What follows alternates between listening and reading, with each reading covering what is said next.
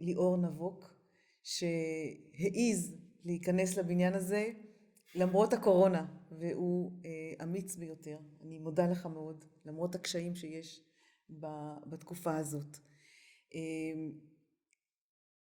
אני רוצה לפתוח בשיחה בינינו, כי אנחנו מכירים בדרכים של עשייה משותפת, ופחות מהדרך של המאבקים שלך כמלחין, או מהתענוגות שלך כמלחין. ואני רוצה לשאול אותך, איך הגעת לזה בכלל? איך הגעת למקום הזה שאתה רוצה להיות מלחין, יוצר בזמננו? זה די הגיע אליי. אוקיי. זאת אומרת, זה פשוט קרה. אני זוכר כילד, ממש צעיר, זאת אומרת, סביבות גיל 4-5, זה התחיל מצעצועים. זה התחיל מכלי נגינה מצעצוע, שפשוט הלתרתי וניגנתי עליהם ועשיתי דברים, והרגשתי שאני יוצר דברים, ומשם זה ממש התפתח לשירים, שכבר בגיל 6 תועדו משהו. שירים מאוד פשוטים, עם מילים אפילו. שאתה כתבת? כן, כילד המצאתי איזה כמה מילים, המצאתי לזה לחן, וההורים לחצו על קסטה והקליטו. שירים על האחים שלי, שירים על הדודות שלי, כאלה, כאילו, לא דברים, לא שייקספיר. וכך שכבר אז היה ברור שהדרך ביטוי היא באיזשהו מקום בצלילים. איזה מוזיקה שמעו בבית? שמעו בעיקר שירי ארץ ישראל היפה.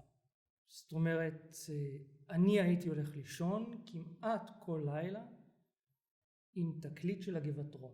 כל השירים האלה, שירי ארץ ישראל, שירי הלהקות הצבאיות, שירי משוררים, כל הפסטיבלים, וזה נכנס מאוד חזק לסיסטמה שלי. מוזיקה קלאסית לא הייתה. מה שהיה בשלב מסוים זה שדודה שלי, שהייתה אז סטודנטית בירושלים, בערך שהייתי בן 8, משהו כזה, הביאה יום אחד הביתה 2 תקליטים. אחד זה באך, סוויטה מספר 2 לחליל, עם רמפל, והשני זה איזה נעימות צועניות, לא זוכר את זה בדיוק, אבל זה נוגן די הרבה. ואפשר לומר שהתקליט הקלאסי הראשון שאני בעצם נחשפתי אליו, זה באמת הסוויטה מספר 2, חליל תזמורת של באך. הלכת לקונצרטים אחר כך, בתור נער, כדי לשמוע את היצירות האלה בביצוע? לא, הייתי ילד מרדן ביותר ועקשן ביותר. נכנסתי לעולם הג'אז. זה היה הדבר בזמן. כפסנתרן. כפסנתרן. ושם הרגשת חופש וכיף והלחנה. למדת אצל מישהו? או שהיית בעצם אוטודידקט, כמו שאומרים? התחלתי למעשה, מי שנתן לי את השוונג זה בדיוק מי שהתראיין פה לפניי, זה משה זורמן מורי ורבי, שבגיל משהו כמו 14-15,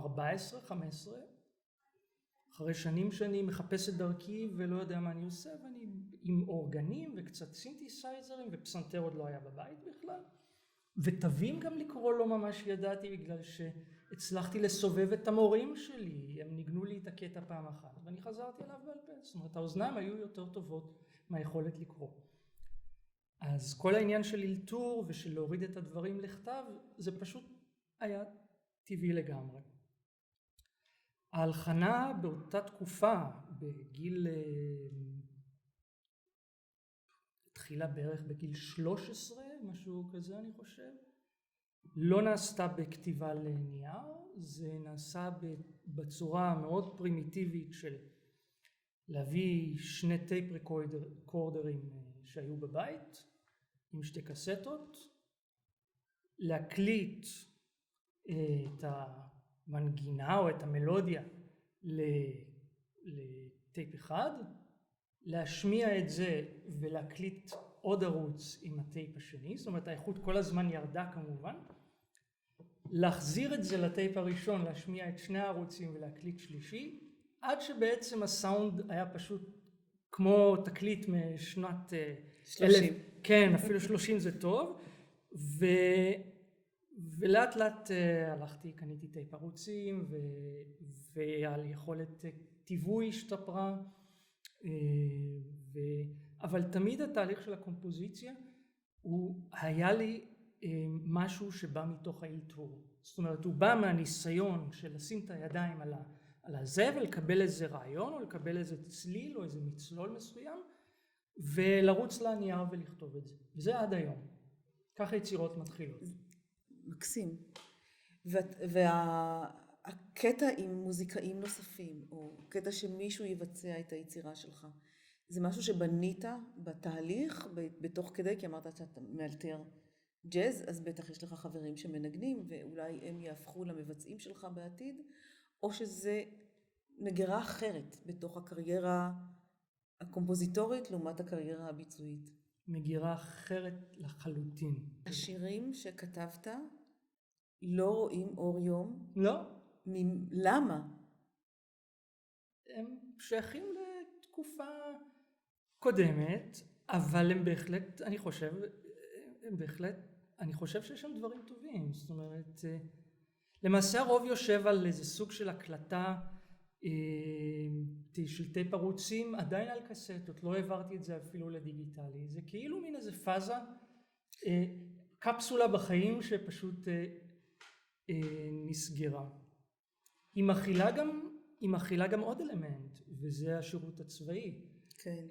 שמתוך כל העשייה מצאתי את עצמי בלהקה צבאית, לא בתזמורת חיל חינוך או זה, פשוט בלהקה צבאית.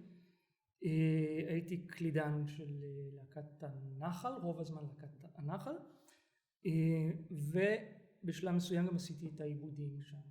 וזה היה שיעור, באמת שיעור לחיים. אחרי שיעור עם משה הייתי חוזר הביתה על האופניים, מלא אנדרנלין, והנה עוד שבוע של עבודה ושל עשייה הייתה תקופה מאוד מיוחדת.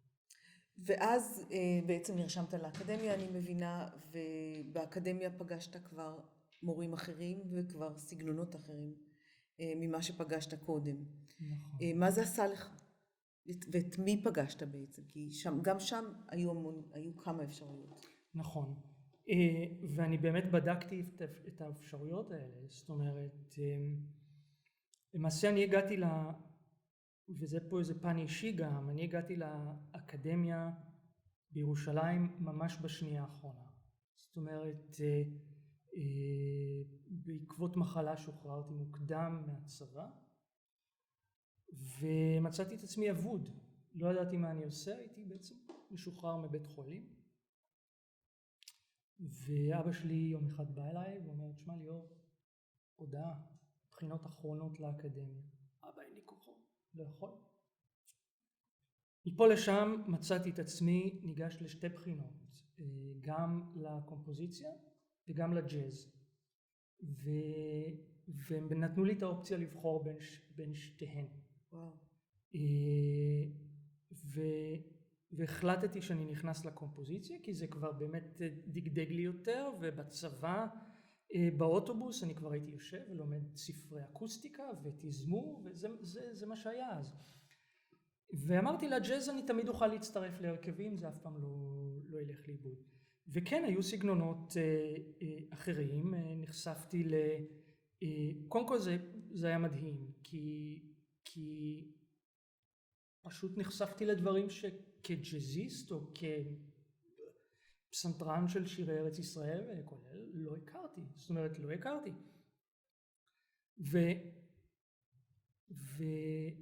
ואנשים באו עם הרבה יותר ניסיון וידיעה, ומהר מאוד מצאתי את עצמי בצורך להשלים. זאת אומרת, אז אם מישהו פתאום מדבר על הסימפוניה השנייה של סיבליוס, אז אני שואל את עצמי, רגע, מי זה סיבליוס? ואז אני הולך ושומע פשוט, נכנס לספרייה, נועל את עצמי ושומע את כל 7 הסימפוניות. לא היה קל. המורה הראשון שהיה לי למשך שנה זה מנחם צור, ואני מאוד מעריך אותו כמוזיקאי, כבן אדם, כמלחין. האישיות שלנו היא די שונה. כן. וזה הגיע לזה שאנחנו רבנו על המחק, מי מוחק מה. אוקיי. ברמה הזאת. אחרי שנה למדתי אצל נעמי ליב, אצל נעמי ליב, ושם באיזשהו מקום, גם נעמי באיזשהו מקום בא מעברו הרחוק מאוד מהג'אז ומהמקום של, אז הוא הבין אותי גם יותר מהזווית ראייה הזאת, כי זה עדיין היה במקביל, ג'אז, כן. ג'אז וקומפוזיציה. נכנסתי לאקדמיה בשביל לקבל יסודות ולנסוע אחרי זה ללוס אנג'לס להיכנס לתעשיית הסרטים. זה היה הדבר. אוקיי. ואני זוכר שפשוט היה שיעור אחד עם נעמי, שפשוט זיקוקים עפו לאוויר, הוא אמר לי, אתה, יש לך יותר מה להגיד מאשר להיות וסל של איזה במאי כזה או אחר, יש לך אמירה, אתה צריך לשמוע לאמירה הזאת. ובעקשנותי בהתחלה לא קיבלתי את זה, אבל אחרי זה התחלתי להפנים את זה, וזה היה באמת שיעור חשוב מאוד.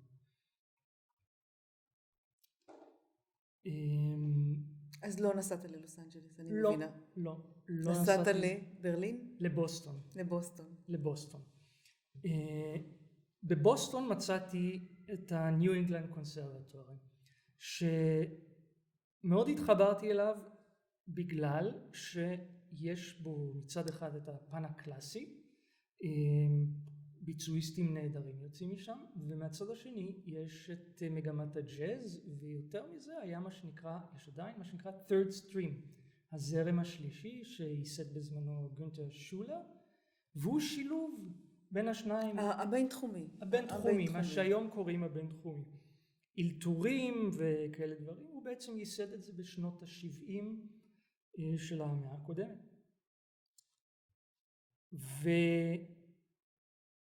ושם במקביל לכתיבת יצירות וקומפוזיציה ולימודי ניצוח, מה שעשיתי גם באקדמיה בתל אביב, בירושלים, עשיתי תואר כפול בעצם גם בניצוח. כן.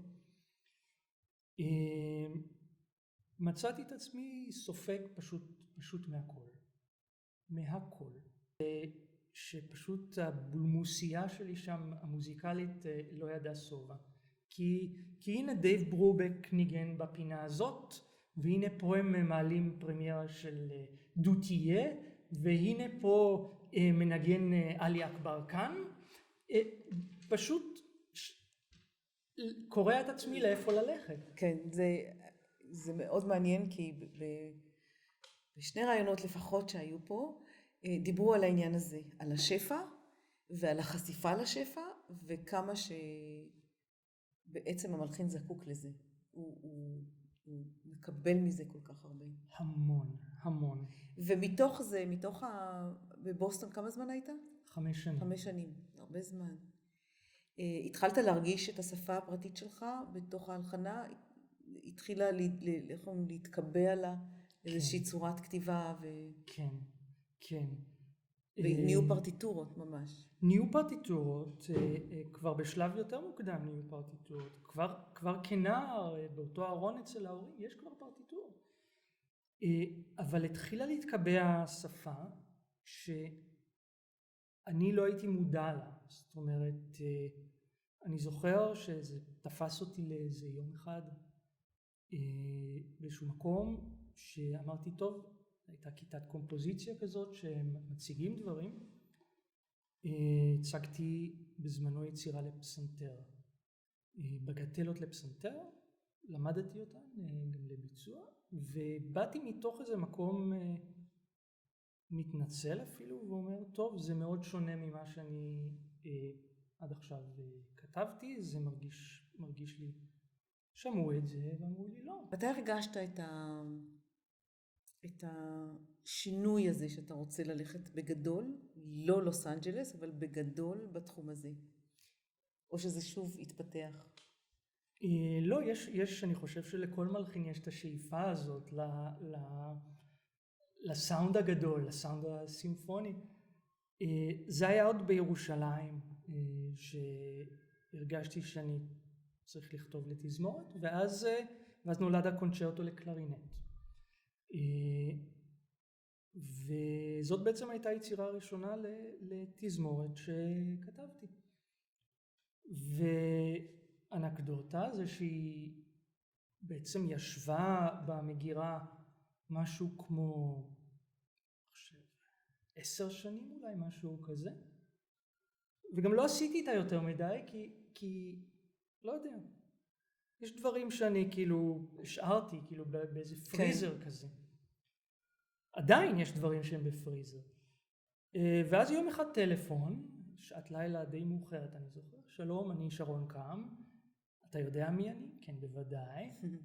אני רוצה להזמין ממך קונצ'רטו לככה וככה, כי שמעתי ממך. אמרתי לה, תשמעי, זה מאוד מחמיא לי, אבל אני רוצה שתדעי, יש לי קונצ'רטו במגירה, יושב 10 שנים. מחרת כבר היה לה עותק במלון, ומשם... שאר ההיסטוריה. כן. מדהים. אבל לגבי יצירות יותר גדולות ויותר מורכבות, כמו באמת עם דרמה ושחקנים, זה התגבש עם הזמן באמת. מצד אחד זה התגבש עם הזמן, מצד שני זה כבר היה שם. זאת אומרת, אפרופו הבגטלות האלו, שהן כביכול קטעים מאוד תמימים וקצרים לפסנתר, כבר אז מאחורי כל אחת מהן הייתה איזושהי דרמה. זאת אומרת שהדרכתי אחרי זה פסנתרנים אחרים לנגן לו. אז בגטלה מסוימת אמרתי לו, תראו, פה דמיינתי אישה, בוא נגיד די מלאה, סוחבת סלים, וקצת הצעדים שלה לא ממש מאוזנים. תנסו להעביר את זה בנגינה. זאת אומרת, אז הראייה הוויזואלית כבר... הובילה אותך עוד בכתיבה. נכון. והיא היום משמשת אותי באמת כקו מנחה מאוד מאוד חשוב, בגלל שמתוך הראייה הוויזואלית אני מקבל המון רעיונות לטקסטורות, לקווים. אני עושה דברים שאני לא אגיע אליהם אם אני אכתוב נגיד סתם, לא סתם, רביעייה או משהו כזה, אני אגיע אליהם רק בגלל צורך מסוים. למשל, אפרופו הפינוקיו, יש סצנה מסוימת שהאף שלו כבר מתארך ונתקל בקירות, והוא מאוד נלחץ מהדבר הזה. אז אוקיי, איך מעבירים אף מעץ נתקל בקירות מתוך דמות שהיא בעצמה היסטרית ולא יודעת איך להסתדר עם המצב? אז זה דורש איזשהו סוג של אמירה מסוימת עם הכלים, לדעת להוציא מהם את הפסיכולוגיה שמאחורי הדבר הזה. אז אני מאוד אוהב את זה, מאוד מאוד אוהב את הדבר הזה. זה בעצם, סליחה שאני מפריעה לך בקו המחשבה כרגע, אבל בעצם מה שאני מקשיבה פה זה, אתה הלכת, לא נסעת ללוס אנג'לס להיות עוזר במאי, אתה נהיית הבמאי, הבמאי עוזר לך בעצם לכתוב את היצירה. בתוך כל הוויזואליות הזאת אני רואה הרבה קולנוע, אם ככה, בתוך החלום הזה או בתוך היכולות שלך לכתוב. סיפרת על הקונצ'רטו לקלרינט שהיה איזשהו רגע, באמת רגע מרגש. עוד כאלה, יש לך עוד רגע כזה? כן. יש כמה וכמה. אני חושב שזה בעיקר קשור לאנשים, ואני כולל גם אותך אביגיל, לאורך הדרך שנתנו אמון. וכמלחין, מי שהיה אז מלחין, אפשר להגיד צעיר, זה לא מובן מאליו, בגלל שלרוב אנשים רוצים להשתייך למועדון שהוא כבר מועדון שמזיז את עצמו והוא מצליח, ולבוא ולהכניס כל יוצר חדש זה לא דבר פשוט, הוא גם פיננסית הרבה פעמים יש לו השלכות. אז לאורך הקריירה היו כמה וכמה מקומות שתפסו אותי. אחד מהם, אני אגיד שניים, אחד מהם זה גדעון פז שהזמין יצירה לביצוע בקרניגי הול, ובעצם הכניס את הצלילים שלי יותר נכון למקום הזה בגיל, אני חושב לקראת תחילת ה-30 או משהו כזה, לא, אמצע ה-30. יצירה למה? לאיזה הרכב? זאת הייתה יצירה לשתי מרימבות, תזמורת מיתרים, שתי קרנות אבובים של סולני תל אביב, ובסיור שלהם כן. עשו.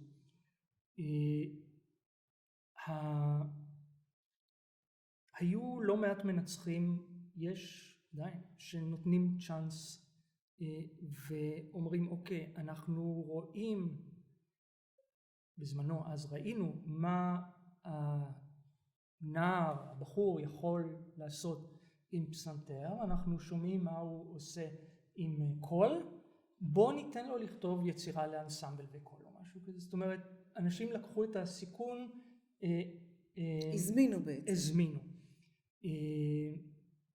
ובנוסף לזה נכנסו גם בארצות הברית כל מיני פרסים שנתנו אולי גושפנקה לאנשים, קרן קוסוביצקי וכל מיני כאלה.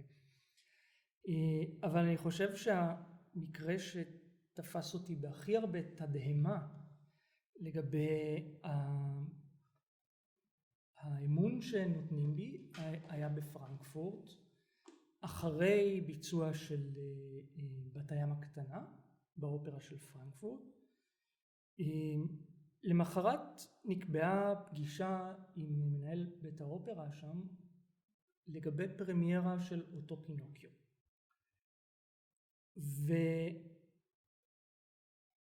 ובאותו יום אני גם הייתי אמור לטוס לארצות הברית, זאת אומרת הייתי אמור לעשות את הפגישה, ללכת לשדה תעופה ולטוס לארצות הברית. ואני יושב בקפיטריה, זה לא קפיטריה, בקנטינה של האומנים שם בבית אופרה הזה, ובאים אנשים ואומרים לי, תשמע, מתבשל משהו פה, זה קצת מוזר מה שהיה אתמול בבת הים הקטנה. מה קרה, אני אומר? היו יותר מדי קודקודים. היה מנהל האופרה, הוא בא עם אשתו, הייתה מספר 2, הייתה אחראית על קונצרטים לילדים, היה איש לתקציבים ועוד מה שנקרא קב"ב, זה קונצלישה בטריבורו. משהו מתבשל. ואני אומר, עזבו שטויות במיץ, הם אומרים, רוצים להזמין לך אופרה. שטויות במיץ. קיצור, נכנסים למפגש הזה, מתיישבים, והוא אומר לי, שקרא, ככה, אתה רוצה לכתוב לנו אופרה? בולע ככה רוב. ודאי. ומשם פשוט קמה לאופרה, זאת אומרת, הוא נתן לי... איזה אופרה? היא נקראת על גדות הנהר שלנו, היא אופרה ל-12 זמרים ותזמורת קאמרית בגרמנית, והיא מתעסקת בענייני ישראל פלסטין, וכל ענייני הדת, המניפולציות, הפוליטיקה משני הצדדים, ככה שזה, מראש ידעתי שאני נכנס למלכודת פוליטית, איך שלא מסתכלים על זה, אבל הם נתנו בי את האמון, והם נתנו לי קאסט פשוט מעולה. והטקסט, מאיפה לקחת? ממני. וואו. פה התחילה פאזה נוספת. למעשה היא התחילה כבר בבת הים, אבל שם כתבתי את הלברית, אבל זה היה קל, בגלל שלוקחים את הסיפור של הנס כריסטיאן אנדרסן ופותחים אותו.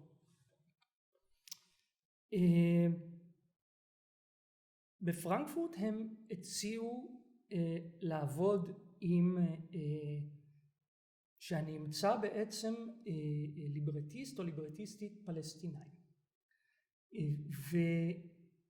ושם התחילה איזה בעיה מסוימת, בגלל שלמצוא מישהו או מישהי שיוכל לכתוב בגרמנית את הטקסט ויהיה בדיוק איתי באותו ראש, הבנתי תוך כמה חודשים שזה לא... זה חלום רטוב של אמרגן, לא יכול לתפוס במציאות. בדיוק. באתי אליו ואמרתי לו, תשמע, זה התגלגל לזה שהוא אמר בסדר, תמצא ליברטיסטית מגרמניה. לקחו עוד כמה חודשים, עשיתי עוד חיפושים, ובינתיים אני כבר קורא חומרים על פילוסופיה של הדעת, אני נכנסתי לתומאס הובס, נכנסתי לכל הצדדים הכלכליים של הדעת וכל הדברים האלה. מה בעצם מניע את הקונפליקט הזה מתחת לאדמה?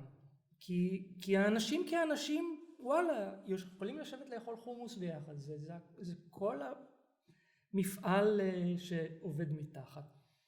מפעל של כוח. מפעל של כוח, מפעל של אינטרסים, מפעל של אגו, או כמו שאמר לא מזמן אחד, 3 הכ"פים. כן, לא נזכיר מי. לא נזכיר מי.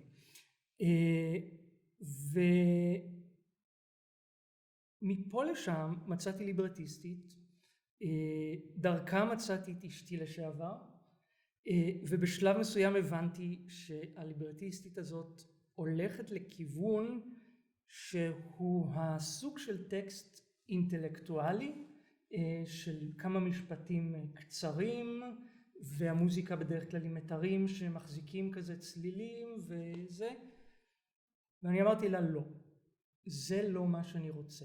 אני רוצה דרמה על הבמה, אני רוצה קונפליקט. אמוציות. אני לא רוצה ספר תיאוריה. ולקחתי את הצעד המאוד אמיץ ובעצם פוצצתי את הקולברציה הספציפית הזאת ואמרתי לאינטנדנט, תשמע, הסינופסיס כבר כתוב, אני הבנתי אותו, מה אני רוצה לעשות מתוך כל הספרים שקראתי, כן. ברור לי מה זה, תן לי לעשות את זה. והגדולה שלו הייתה שהוא נתן לי לעשות את זה. מדהים. זה עלה, זה רץ 9 פעמים בפרנקפורט, אולמות מלאים. מדהים. כן. סיפור הצלחה, אני לא ידעתי על זה. כן. יכול להיות שאפילו סיפרת לי ואני שכחתי, אבל זה מקסים. ליאור נבוק, וואו. עכשיו אתה חי בארץ כבר כמה שנים. כן. ואתה יוצר פה, מלמד פה? יוצר. צפוי לנו רביעת מיתרים עם טקסט של דוד גרוסמן בעוד שנה, רק שזה יצא. כשנגיע לזה. יש משהו כרגע שרוקח לך בראש, שאתה רוצה לעשות, אחרי כל ההצלחות האלה, שמדגדג לך באצבעות, עכשיו לעשות, או שאתה כבר כרגע כותב אותו? כל פעם יש משהו שמדגדג, זאת אומרת, כרגע מה שמדגדג, אני יכול לשתף אותך, זאת אומרת, עד שלשום דגדגה יצירה דרמטית לשחקן ואנסמבל, גם כן שהטקסט נכתב, מה שיפה בתוך הדברים האלה זה שעם השנים אני שיניתי את הגישה שלי.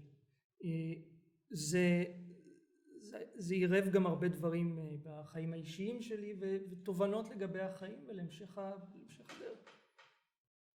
היום אני יותר שמח לכתוב פשוט מה בלי הזמנות. זאת אומרת, כי הדברים מנוגנים. אז ככה נולדה לה יצירה באמת לשחקן שהוא, או שחקנית, שהוא או היא משחקים למעשה 2 דמויות, הוא מפצל את עצמו ב-24 דקות, וזה אביר, והסוס שלו. ויש בין האביר לסוס שלו דיאלוג, אחרי 14 שנות ציוות, הסוס מחליט שהוא לא רוצה לצאת יותר למלחמה. אנחנו איפשהו בימי הביניים. הוא לא רוצה לצאת יותר למלחמה, וזה אפרופו את האופרה וכל המכניסמוס שמאחורי המלחמות. הסוס נהיה פציפיסט, ומתחיל דיאלוג שלם של זה.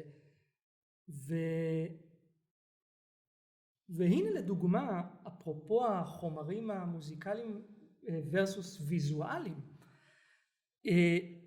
פשוט נוצרות סיטואציות. מה קורה שהאביר מחליט שהוא מדרבן את הסוס שלו, או מנסה לדרבן, הסוס לא נכנע לו, מנסה לדרבן את הסוס שלו, אז איך הוא מדרבן? כמובן עם הדורבנות, הוא מנסה לתקוע לו דורבנות, וברגע שסוס מקבל דורבנות, הוא קצת קופץ ומחרחר, עושה מין איזה משהו כזה. וואו, איך מעבירים את זה לאנסמבל? זאת אומרת, איך מעבירים את הסאונד הזה לאנסמבל? אז זה מה שיפה, זה בדיוק מה שאני אוהב בהעברה של הוויז'ואל לצלילים.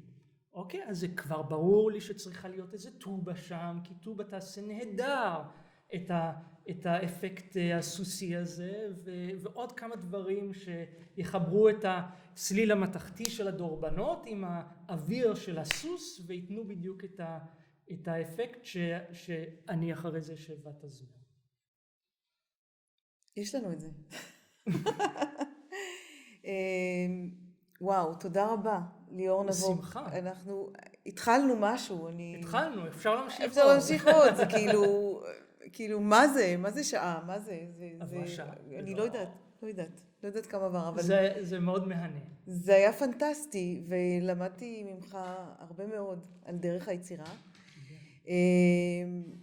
ובאמת כדאי שניפגש שוב. מאוד. ובינתיים תודה רבה. איזה כיף. תודה רבה. זמן הזה, זמן קורונה. זמן קורונה.